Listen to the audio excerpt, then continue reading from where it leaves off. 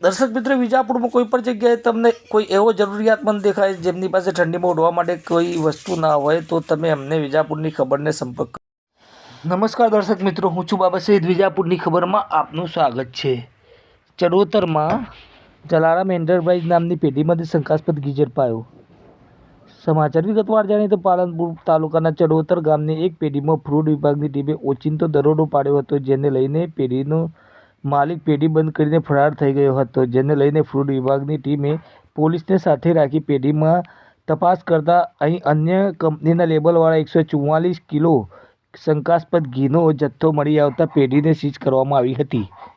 પાલનપુર નજીક ચડોતર ગામે ગઢ રોડ પર આવેલ લોજિસ્ટિક પાર્કમાં ચાલતી જલારામ એન્ટરપ્રાઇઝ નામની પેઢીમાં શંકાસ્પદ ઘી મામલે ફૂડ વિભાગની ટીમે ઓચિંતી રેડ કરવામાં આવી હતી.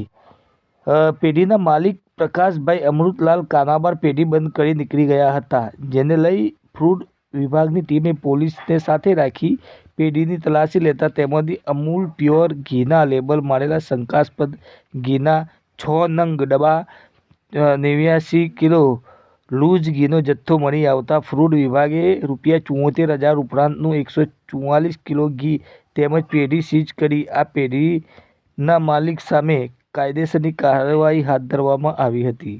જેને લઈને ભેળસેળિયા વેપારીઓમાં ફફડાટ વ્યાપી જવા પામ્યો હતો. હવે સમાચાર અપડેટ લઈને ફરીથી મળતા રહીશું. ત્યાં સુધી અમારી ચેનલ વિજાપુરની ખબરને લાઈક કરો, કોમેન્ટ કરો, સબસ્ક્રાઈબ કરો.